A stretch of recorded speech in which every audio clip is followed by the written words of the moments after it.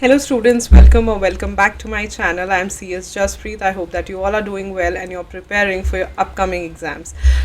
Few videos back एक academic video में मैंने पूछा था कि MD के ऊपर अगर आपको कोई वीडियो चाहिए तो उस वीडियो के नीचे किसी ने कमेंट किया था कि yes ma'am please make a video on MD. तो here I am with the appointment of MD, WTD और manager, क्योंकि ये सारे इंटर रिलेटेड टॉपिक्स हैं KMP के, तो एक ही जगह पे इसको पढ़ लेते हैं. सो अगर आप CS या CMA के स्टूडेंट हो और अगर आपको इस टॉपिक से रिलेटेड कोई भी डिटेल्स चाहिए then please go ahead watch this video. And if you new to my channel, hi I am CS Jaspreet Dhanjal. I'm an Academy Plus educator for CS CET and CS professional students, and here I guide CS CMA students majorly regarding company law. So MD को कैसे appoint करते हैं, WTD को या manager को कैसे appoint करते हैं, वो हम आज देखेंगे. And please feel free to check the content I create and subscribe to my channel if you have not done it yet, and hit the bell icon right next to it so that whenever I upload a video you get notified. सबसे पहले appointment में sections कौन से जाते हैं. Section 196 and 197 rules कौन से लगते हैं. The companies appointment and remuneration of managerial personnels rule 2014, the companies appointment and qualifications of directors rules 2014 and the companies meetings of board and its powers rule 2014. और तीसरी चीज होता है शेड्यूल 5, जो कि प्राइवेट कंपनी के ऊपर एप्लीकेबल नहीं होता, सो 196 is basically provision for appointment of MD, WTD and manager, and the content has been extracted from ICSI study material. So अगर आप जाके उसे रेफर करना चाहते हैं आप बिल्कुल जाके रेफर कर सकते हैं. Right, so appointment of MD and manager, सबसे पहली चीज जो आपको पता होना चाहिए कि एक ही जगह पे, एक ही वक्त पे, एक ही टाइम पे, एक ही वक्त पे MD और मैनेजर दोनों को अपॉइंट नहीं किया जाता, दोनों में से कोई एक ही अपॉइंट हो सकता है. So no company shall appoint और employ at the same time a managing director and a manager. Right, एक वक्त पे एक मैनेजिंग डायरेक्टर और एक मैनेजर दोनों को अपॉइंट नहीं किया जा सकता. If we go through the definition of section 2 subsection 53 and section 2 subsection 54 MD, we can refer. आप अगर उनको इंटरप्रेट करोगे ना तो आप ये देखोगे कि इनकी रिस्पॉन्सिबिलिटीज, इनकी ड्यूटीज, इनके powers of both these positions are almost the same. दोनों के पावर्स, दोनों की रिस्पॉन्सिबिलिटीज, ड्यूटीज बिल्कुल सेम है. The only difference is where these powers are coming from. ठीक है, बस यही फर्क है. मैनेजर के केस में ये बोर्ड की तरफ से आ रही होती हैं पावर्स, MD के केस में ये आर्टिकल्स या अग्रीमेंट की तरफ से आ रही होती हैं. This is the only difference. Right, manager के केस में पावर्स कहाँ से एक्सट्रैक्ट होती हैं, बोर्ड की तरफ से आती हैं, और MD के केस में पावर्स आती हैं आर्टिकल्स या अग्रीमेंट की तरफ से. राइट, तो आप ये कह सकते हो कि इंसान जो है, दोनों के काम ऑलमोस्ट सेम है, तो दोनों दो ऐसी पोजीशंस क्रिएट करके कन्फ्लिक्ट करवाने की जरूरत नहीं है. एक टाइम पे एक ही पर्सन हो सकता है कंपनी में, या MD या मैनेजर. इनका टेन्योर कितना होता है, इनका टेन्योर होता है, it shall not be for a term exceeding 5 years at a time. 5 साल से ज्यादा का टेन्योर इनका नहीं होता. राइट, रीअपॉइंटमेंट हो सकती है, हाँ, they may reappoint for the next term before the expiry of their present term, but not earlier than 1 year before the expiry of the current term. यानी कि कंपनी में reappoint them next term in the last 1 year exactly. For example 5 years का ही tenure है पूरा, तो जब वो 5th year में होगा, जब वो लास्ट ईयर में होगा, तो उस ईयर में उसे रीअपॉइंट किया जा सकता है. जब वो एकदम अपने टेन्योर के लास्ट ईयर में होगा ना, तो उस ईयर में उस पर्सन को रीअपॉइंट किया जा सकता है. Right, what are the disqualification. सबसे इंपॉर्टेंट बात, डिस्क्वालिफिकेशंस पता होने चाहिए डायरेक्टर, MD के, WTD के या मैनेजर के. 21 years के बिलो, और he has attained the age of 70 years. Right, below 21 years नहीं ले सकते, और has attained the age of 70 years. लेकिन क्या होता है, आप खुद देखो कि 70 years से ज़्यादा का जो पर्सन होता है उसके पास बहुत एक्सपीरियंस होता है, तो वो कहते हैं अगर बाई चांस आप 70 years से ज़्यादा के पर्सन को अपॉइंट करना चाहते हो, आप कर सकते हो by a special resolution, in which case the explanatory statement annexed shall indicate the justification. तो आपको थोड़ा सा जस्टिफाई करना पड़ेगा कि भाई क्या आफत आन पड़ी है कि आप 70 years से ज्यादा के पर्सन को अपॉइंट करो, जो भी रीजन होगा आप वहां पे दे सकते हो. अनडिस्चार्ज इंसॉल्वेंट और has at any time been adjudged as an insolvent, वो नहीं हो सकता. Has at any time suspended payment to his creditors और मेक्स और at any time made a composition with them. ठीक है, किसी भी टाइम पे क्रेडिटर्स की पेमेंट को सस्पेंड किया है या कभी भी कॉम्पोजिशन किया है उनके साथ, ऐसे पर्सन को हम नहीं ले सकते. at any time convicted by a court of an offence and sentenced for a period more than 6 months. तो इसमें कोई if and buts नहीं है, इसमें कोई टर्म्स एंड कंडीशंस नहीं है कि अगर इतनी सजा हो गई है इतनी सजा के बाद आ जाओ, नहीं, सीधा लिखा है अगर किसी को 6 महीने से ज्यादा की कन्विक्शन है, वो इम्प्रिजनमेंट में रह के आया है, वो एमडी नहीं बन सकता. सी एमडी या डब्ल्यूटीडी या मैनेजर, सिंपल सी बात है, they hold a very crucial position in the company और वो इंटीग्रिटी से डिफाइन होनी चाहिए. It shouldn't be defined by anything else. तो ऐसा पर्सन बिल्कुल भी हम उसे ऐसे नहीं रख सकते, राइट. उसके बाद एक बड़ी इंपॉर्टेंट बात आती है which is central government approval. कहते हैं where no such special resolution is passed but votes cast in favor exceed the votes if any cast against and central government is satisfied on an application that is made by the board that appointment is most beneficial to the company, the appointment of the person who has attained the age of 70 years may be made. लेकिन अभी हमने क्या बोला था यहाँ पे कि special resolution pass करा लो. अगर 70 साल से ज्यादा का पर्सन है तो स्पेशल रेजोल्यूशन पास करा लो. लेकिन by chance special resolution pass नहीं हो पाई तो उन्होंने एक और तरीका दिखाया.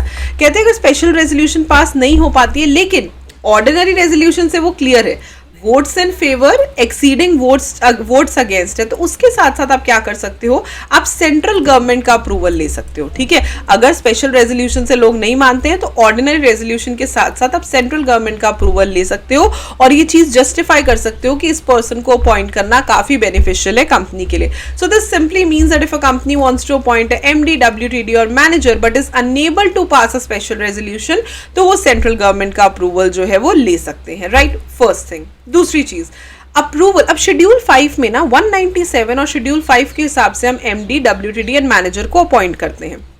उनके टर्म्स एंड कंडीशंस होते हैं.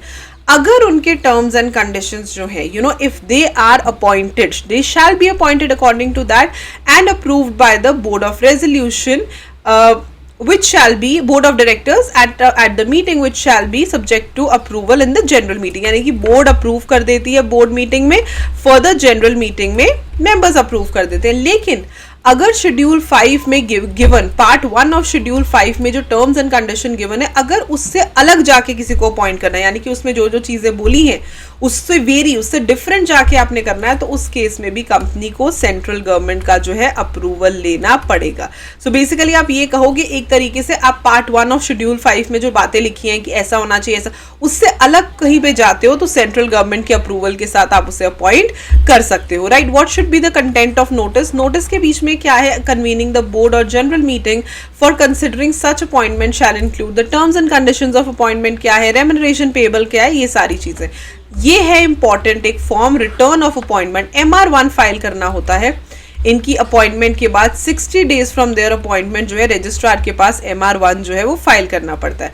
अगर बाई चांस आप इरेगुलर अपॉइंटमेंट करते हो तो उस केस में an appointment of managing director, whole time director और manager is not approved by the company at a general meeting, any act done by him before such approval shall be deemed invalid. तो basically अगर वो किसी भी time पे he is not approved by the company, अगर वो general meeting नहीं approve नहीं किया तो वहीं पे बात खत्म हो गई, right.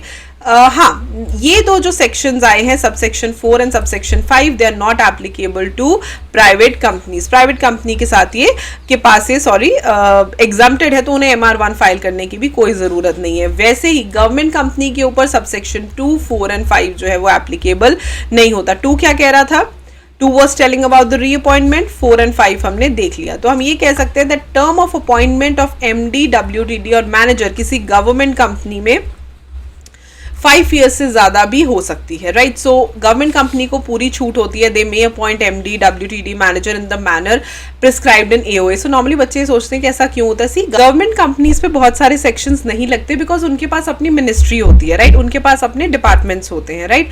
So these things need to be seen. Exemption to specified international financial services centres, IFSC public company पे भी ये अप्लाई नहीं होता. 196 सबसेक्शन 4. एक चीज आपको हमेशा पता होनी चाहिए कि कौन सी कंपनीज के ऊपर ये पर्टिकुलर सेक्शंस अप्लाई नहीं होते बिकॉज वो थोड़े से ज्यादा इंपॉर्टेंट हो जाते हैं, right. Then what are the conditions to be fulfilled for appointment of MD, WTD और manager without the approval of central government.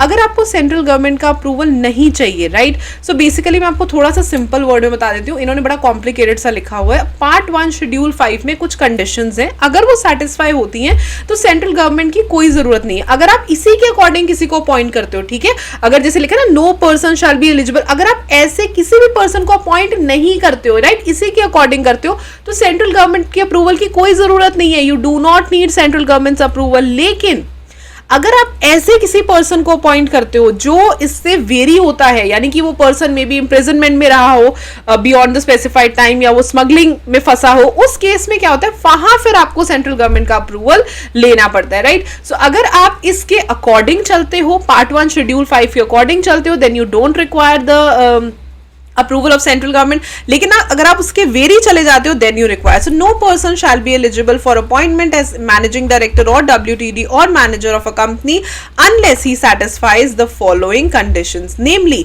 Person had not been sentenced to imprisonment for any period, वो कभी भी नहीं jail गया, और to a fine 1000 rupees, 1000 से ज्यादा fine उसने कभी नहीं दिया। The person had not been detained for any period, कभी भी वो conservation of foreign exchange and prevention of smuggling activities के अंडर जो है डिटेन नहीं हुआ। हाँ, provided that where central government has given its approval और detained mentioned above as the case may be, no further approval shall be necessary for the subsequent appointment if he had not been convicted और detained subsequent. For example, ऐसा कोई person था जो convict हुआ था, तो आपने नहीं इसी को रखना है, आपने सेंट्रल गवर्नमेंट का अप्रूवल ले लिया, या वो स्मगलिंग एक्ट में फंसा हुआ था, आपने सेंट्रल गवर्नमेंट का अप्रूवल ले लिया, उसे एक बार अपॉइंट कर दिया, उसे दोबारा भी अपॉइंट कर सकते हैं अगर वो उस टेन्योर में दोबारा डिटेन नहीं हुआ या दोबारा इंप्रिजनमेंट में नहीं गया। तो अगर वो पर्सन एज इट इज वैसा ही है तो बार बार उसके अप्रूवल लेने की जरूरत नहीं है, ठीक है, बार बार जो है अप्रूवल लेने की जरूरत नहीं है। पर्सन रेजिडेंट ऑफ इंडिया होना चाहिए, 21 ईयर्स कंप्लीटेड होने चाहिए और 70 ईयर्स अटेन्ड नहीं होने चाहिए, राइट। हाँ, appointment with approval of central government क्या कहता है, अगर पार्ट 1 ऑफ शेड्यूल 5 फुलफिल नहीं करती कंपनी, फिर उसे जो है सेंट्रल गवर्नमेंट का अप्रूवल लेना है MR2 में। MR2 में सेंट्रल गवर्नमेंट का अप्रूवल लेना इंपॉर्टेंट है, right. Every such application seeking approval shall be made to the central government within a period of 90 days. तो अगर सेंट्रल गवर्नमेंट का अप्रूवल लेना है तो MR2 फॉर्म फाइल करना है और 90 डेज के अंदर, अपने अपॉइंटमेंट के 90 डेज के अंदर अंदर जो है आपने यहाँ पे appointment with the approval of central government आप ये फॉर्म फाइल कर सकते हो। Issue of general notice before making application to central government. हाँ, सेंट्रल गवर्नमेंट का अप्रूवल लेने से पहले कंपनी ने ना on behalf of a company एक जनरल नोटिस इश्यू करना है।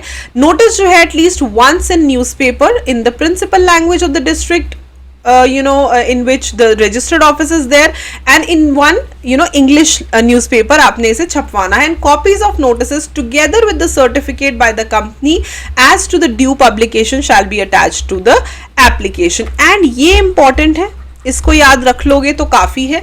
सो मेजरली प्रोसीजर फॉर अपॉइंटमेंट क्या होता है, सबसे पहले होती है बोर्ड मीटिंग। देखो ये बहुत जनरल रूल है, जनरल मीटिंग होने से पहले वैसे भी बोर्ड मीटिंग होती है। तो बोर्ड मीटिंग में appointment of MD, WTD, manager, terms and conditions उसके क्या रहेंगे, उसको कितना रेम्यूनरेशन देंगे, सबसे पहले तो वो बोर्ड अप्रूव करती है, ठीक है, in a board meeting on the basis of NRC ने क्या बोला है ना, नॉमिनेशन रेम्यूनरेशन कमेटी ने क्या बोला, सब्जेक्ट टू अप्रूवल। बोर्ड सिर्फ अपने एंड पे अप्रूव कर देती है, then it is subject to approval in the general meeting. और इसी बोर्ड मीटिंग में मेंशन्ड नहीं है, लेकिन जनरल मीटिंग का date, time, everything is fix, ठीक है। पोस्ट बोर्ड मीटिंग होती है जनरल मीटिंग। जनरल मीटिंग में सब कुछ अप्रूव हो जाएगा, appointment, remuneration, everything is done. Now CG approval कब चाहिए, अगर appointment is in variance to और in variation to part 1 of schedule 5। अगर वेरिएशन में है, अगर वो कुछ अलग कर रहे हैं उससे, अगर वो बिल्कुल उसके हिसाब से चल रहे तो कोई जरूरत नहीं है, MR2 फाइल करना है with in 90 days, right. And filing of return of appointment है MR1 फाइल करना है इन 60 डेज। इसके अलावा अगर स्पेशल रेजोल्यूशन पास होती है तो MGT 14 भी फाइल करना है और DIR 12 भी फाइल करना है। सो ऑल एंड ऑल ये 4 फॉर्म्स हैं जो MD, WTD एंड मैनेजर के अपॉइंटमेंट में आते हैं, राइट। मैंने कोशिश करी है कि कम से कम टाइम में मैं आपको ये पॉइंट समझा सकूं। If the video is helpful for you, please subscribe to my channel, like the video. और अगर आपको भी कोई भी पर्टिकुलर टॉपिक चाहिए तो please leave it in the comment section below, I will definitely try to come up with that. Thank you so much for watching the video, I will see you super soon another video. Till then stay happy, stay blessed and keep the preparations on. Bye bye.